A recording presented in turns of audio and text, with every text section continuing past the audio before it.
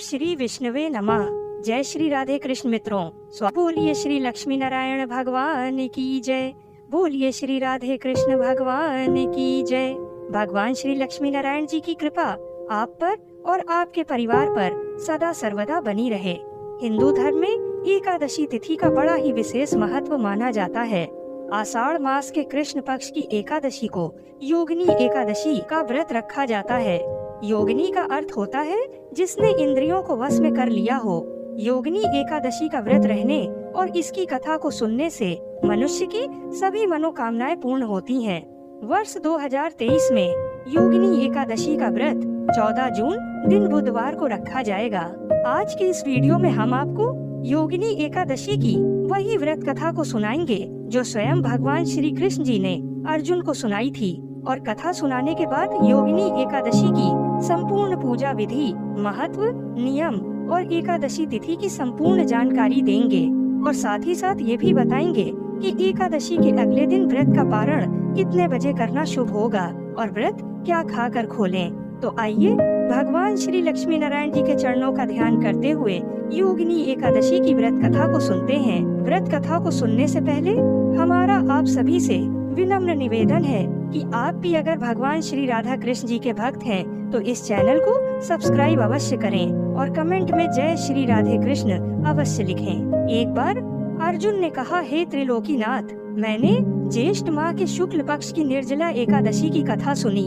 अब आप कृपा करके आषाढ़ माह के कृष्ण पक्ष की एकादशी की कथा सुनाइए। इस एकादशी का नाम तथा महात्म्य क्या है, सो अब मुझे विस्तार पूर्वक बताइए। तब भगवान श्री कृष्ण जी ने कहा, हे पांडु पुत्र, आषाढ़ माह के कृष्ण पक्ष की एकादशी का नाम योगिनी एकादशी है। इसके व्रत से सभी पाप नष्ट हो जाते हैं। ये व्रत इस लोक में भोग तथा परलोक में मुक्ति देने वाला है। हे अर्जुन, ये एकादशी तीनों लोकों में प्रसिद्ध है। इसके व्रत से सभी पाप नष्ट हो जाते हैं। तुम्हें मैं पुराण में कही हुई कथा सुनाता हूँ, इसका ध्यान पूर्वक श्रवण करो। एक बार भगवान श्री कार्तिकेय जी के पूछने पर स्वयं महादेव जी ने एकादशी की महिमा को बताया था, उसे सुनो। जो कलयुग में एकादशी की रात जागरण करते हुए वैष्णव शास्त्र का पाठ करते हैं, उसके कोटि जन्मों में किए हुए 4 प्रकार के पाप नष्ट हो जाते हैं। योगिनी एकादशी के व्रत का फल 88,000 ब्राह्मणों को भोजन कराने के फल के बराबर होता है। जिसे एकादशी की रात में नींद नहीं आती और वह नाचता और गाता है, उसे मेरा भक्त जानना चाहिए। भगवान विष्णु उसे मोक्ष प्रदान करते हैं। जो भगवान विष्णु से बैर करते हैं, उन्हें पाखंडी जानना चाहिए।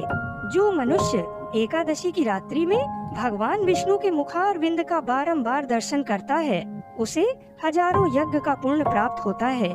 हे कार्तिकेय, जो मनुष्य योगिनी एकादशी या अन्य किसी भी एकादशी की रात्रि में भगवान विष्णु के भक्तों के सामने गीता और विष्णु सहस्त्र नाम का पाठ करता है, वह उस परम धाम में जाता है जहाँ साक्षात नारायण विराजमान है। एकादशी की रात्रि में जो भगवान विष्णु के समीप घी का दीपक जलाता है, उसका पुण्य 100 कल्पों में भी नष्ट नहीं होता। जहाँ शालिग्राम शिला होती है, वहाँ साक्षात भगवान विष्णु रहते हैं। जो भक्त मंजरी सहित तुलसा दल से भगवान विष्णु का पूजन करता है, उसका पुनः जन्म नहीं होता। भगवान विष्णु से बड़ा कोई देवता नहीं और एकादशी से बड़ी कोई तिथि नहीं, ऐसा ही जानना चाहिए। जो मनुष्य एकादशी की रात्रि जागरण करते हैं, उसके शरीर में इंद्र आदि देवता आकर स्थित हो जाते हैं। अब इस कथा को ध्यान से सुनो। कुबेर नाम का एक राजा अलकापुरी नाम की नगरी में राज्य करता था। वह शिव भक्त था। उनका हेममाली नामक एक यक्ष सेवक था जो पूजा के लिए फूल लाया करता था। हेममाली की विशालाक्षी नाम की अति सुंदर स्त्री थी।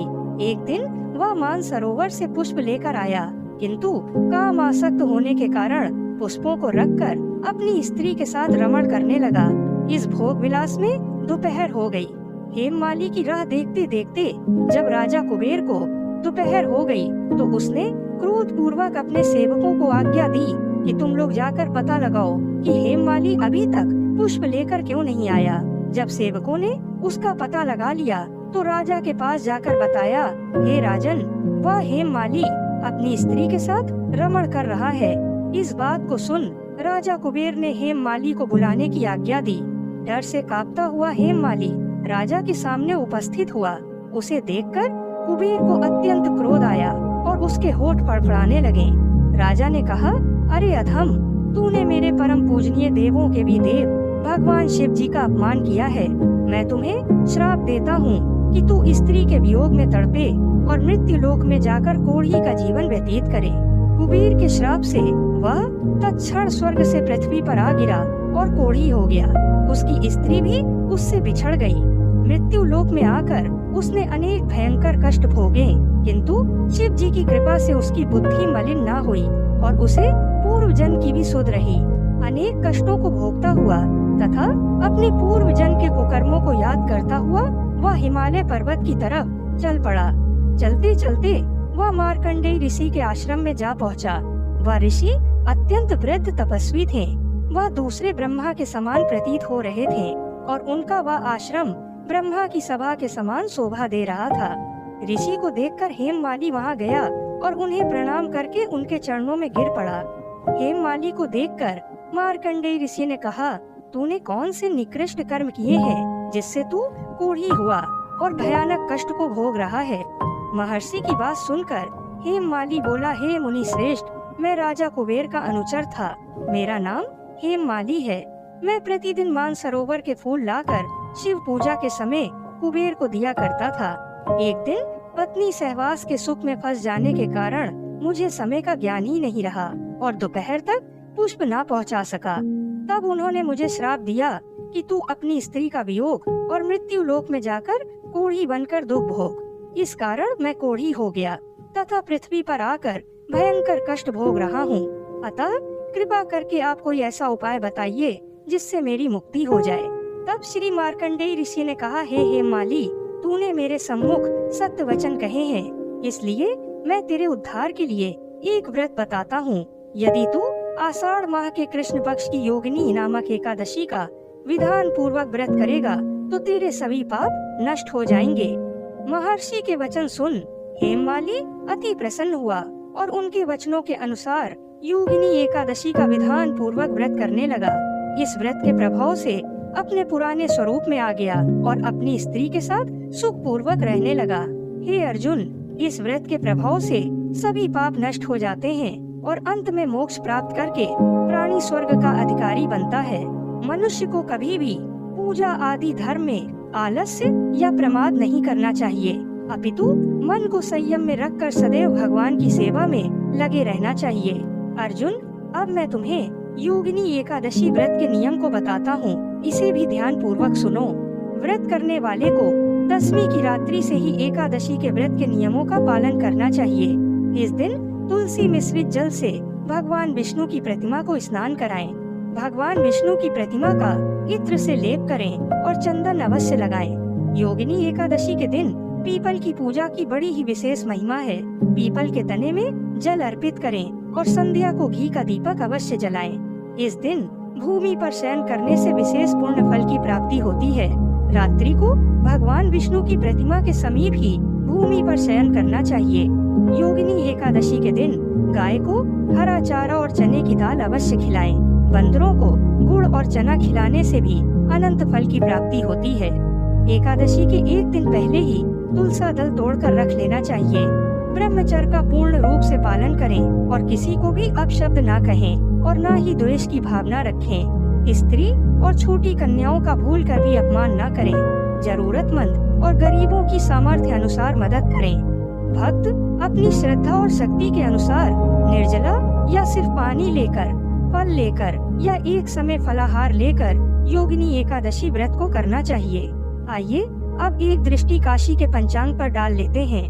काशी के पंचांग के अनुसार योगिनी एकादशी तिथि प्रारंभ होगी 13 जून को सुबह 9:28 से और एकादशी तिथि समाप्त होगी 14 जून को सुबह 8:48 पर।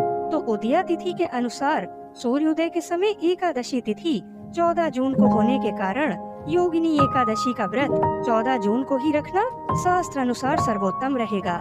योगिनी एकादशी के व्रत का पारण यानी व्रत खोला जाएगा 15 जून को और व्रत खोलने का शुभ समय होगा सुबह 5:07 से लेकर सुबह 7:52 के मध्य में। आप सभी को योगिनी एकादशी व्रत की ढेर सारी शुभकामनाएं।